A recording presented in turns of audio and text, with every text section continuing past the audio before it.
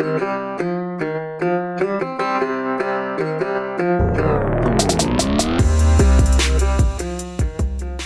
up, everybody? It's Dan, Binder Boneyard, coming at you from the office. Beautiful July summer day here in Central Oregon. It's been a little bit. Sorry for the big lapse. A lot going on. Struggling with employees like always. Lost another guy, so I have decided to not hire anybody. I'm going to keep, as long as I can, keep the one guy I still have, and of course Josie. We're going to shift the business to part sales and get out of the restoration and repair side, at least for customers. I'll continue to do it for myself and build a truck a year to sell. But otherwise, I'm turning down all the work, everybody that's calling, looking for work, even small jobs. I'm saying no to, because I just can't do it. Too much backlog, too many people depending on stuff that I can't get done. So, we do well enough in part sales to support the shop without the restoration side now. And there's actually times where the restoration side is sucking money out of the part side because of, bad quoting on my part or parts price increases or whatever. So that's what's happening right now. But I had an interesting email exchange with somebody that I wanted to use as the base jumping off point for this episode. I want to say thank you, everybody that's listening, follows along, Patreon supporters, donators, everybody. Thank you. It's greatly appreciated, and I glad that you're there. So the topic was, how do I make my early scout faster and more highway friendly? And I'm like, well, there's, modernization. And then it was, oh no, I don't want to spend any money. Like, well, that's going to be impossible then. And they're like, well, I'll spend a little bit money, but I don't want to do an LS swap. Okay. Well, and then it's, I want to be able to take it to any shop and have it repaired if there's an issue. Well, that's going to be tough. And then it's, I want all readily available parts. So yeah, there's a lot to unpack in that request. And eventually I told the person that what they were looking for didn't exist. That's like asking for all of your groceries to be put in one bag and the bag not be heavy. It just doesn't, it doesn't work. There's physics and math, so, we get ourselves into this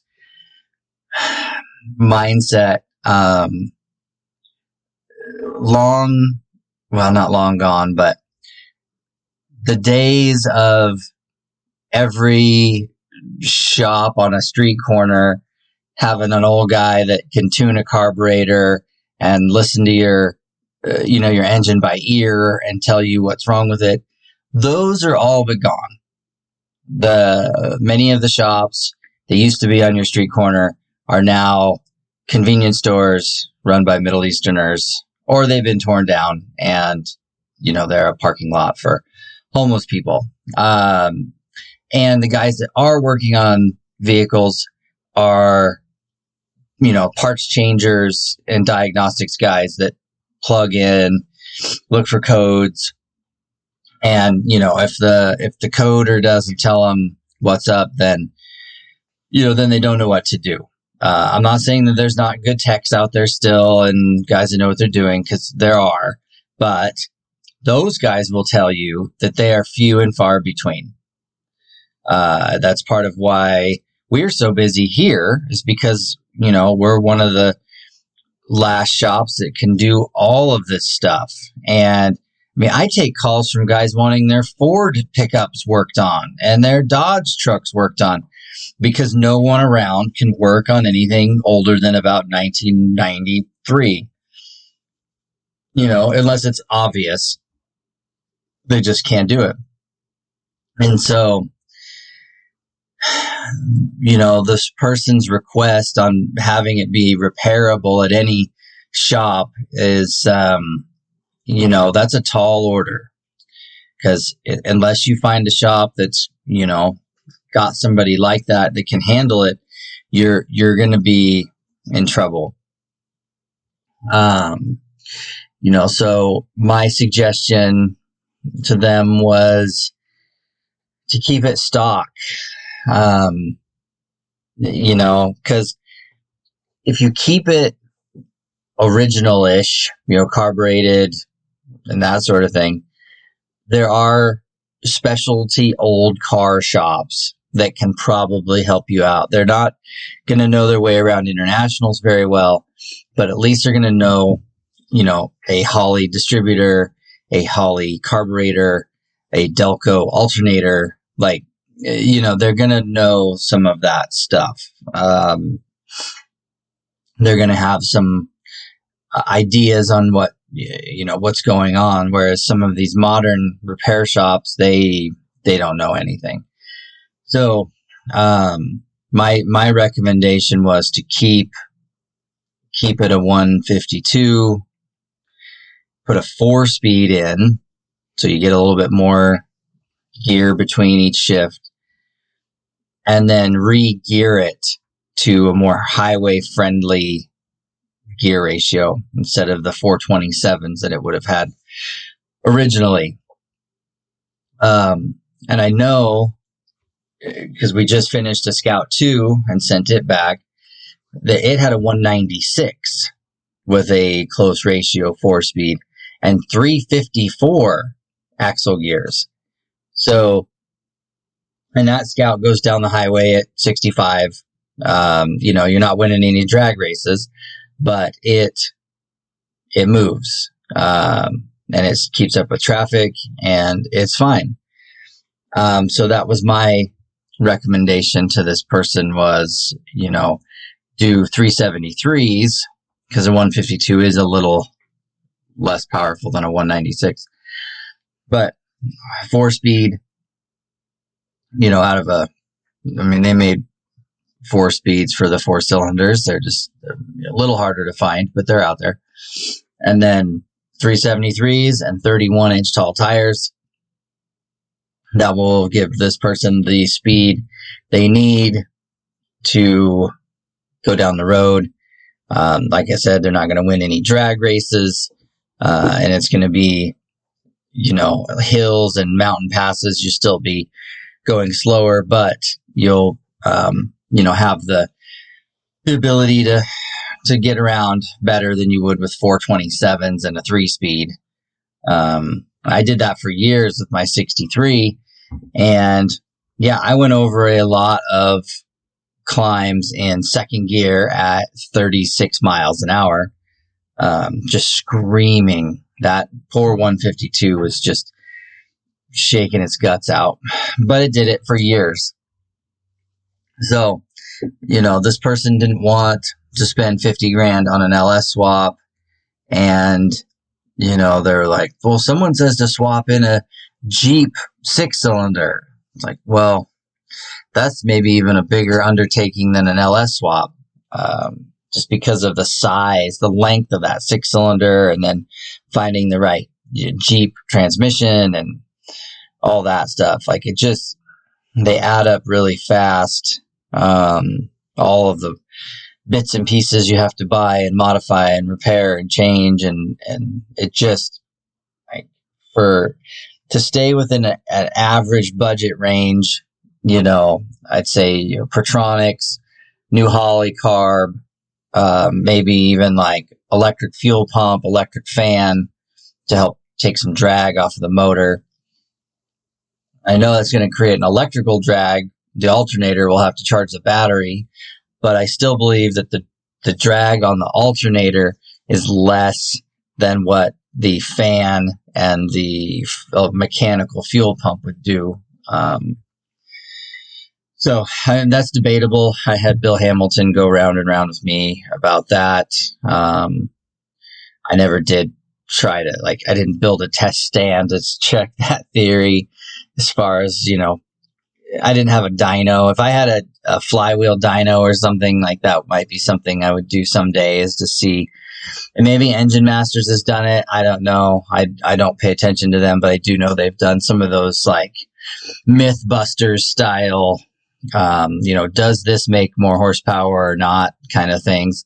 But anyway, I think, bang for buck, that's the best way to get your early Scout, to be highway usable, a little bit more daily drivable without spending, more than 10 grand. I'm not sure what, it varies all over the country. People charge different amounts for axle work, and, you might find that 4-speed for your 4-cylinder, but the guy's going to want $1,200 for it with the bell housing and everything. So I just don't know what values are, but you figure, realistically, between all the parts and labor and cleanup and tune up and tires and all of it, you're 10 grand, which I know that is scary. Because people look at this stuff and they're like, oh, it shouldn't cost more than this or shouldn't cost more than that. And man, everything is more expensive these days, and everything, the labor rates have gone up. Everything has gone up. So, kind of touches back on what I said before about the, repair shop on every corner, which doesn't exist anymore. And guys that know how to tune carburetors and set timing by ear, which those are getting to be fewer and fewer. And in another generation, it'll be even fewer. And even fewer the guys that can do it well. We've all run into the guys that oh, I can do that. I just turn this screw and turn that screw. And yeah, gosh, man, I don't know why it doesn't run. You must have jumped a tooth on the timing gear. Yeah, it didn't, but, you fiddled with something long enough and made it run so terrible, and now you're blaming it on something inside the engine. We've all seen that. I've bought trucks from guys that have done that. This piece of junk won't run, and then, you find out that they've adjusted it so far out of spec that it runs like garbage, and then they don't realize what spec is. So, anyway, so I guess part of this is just realistic, or temper your expectations. If you want a truck that's going to do 80 on the freeway and have air conditioning and all this stuff, then you're going to have to crack the purse open and spend the money for a modern drivetrain. I mean, even if you swung a 304 in there, it's still expensive. Converting to all that and doing everything, it's an expensive endeavor, no matter what. There's nothing is cheap. The $300 small block Chevy swaps, which I don't think existed even back in the 80s, they definitely don't exist now. And the $500 LS swaps. I heard that a couple of times at nationals. Guys would say, oh, $500, put an LS in there. Okay. Anybody who says that has never done it. And anybody that thinks it's that easy is not a mechanic at all. So don't fall for that trap either. I heard, so we're quoting it's $9,000 right now for a completely rebuilt, International V8. And that's assembled, painted, broke in on a stand, ready to install in your Scout or truck. They're between $9,000 and $10,000, depending on your accessories and whatnot. And I've heard more than one person say, for 10 grand, you could do a full LS and this and that, and maybe, but that's for a junkyard LS. It's got 100,000+ on it, not rebuilt. And that's, with your old original wiring, with everything, there's a lot of stuff people don't consider. Like, you're going to need to do exhaust system, fuel system upgrades to power that LS. Like, there's a lot of stuff that guys don't figure on, and they creep up fast. When you buy the right parts and the good stuff, it might not get you quite to 10 grand for an LS swap if you're doing it yourself. I'm not talking about a shop doing it. I'm talking about you doing it yourself. That's, you're going to cut some corners, and you're going to end up with something that's going to need work again down the road.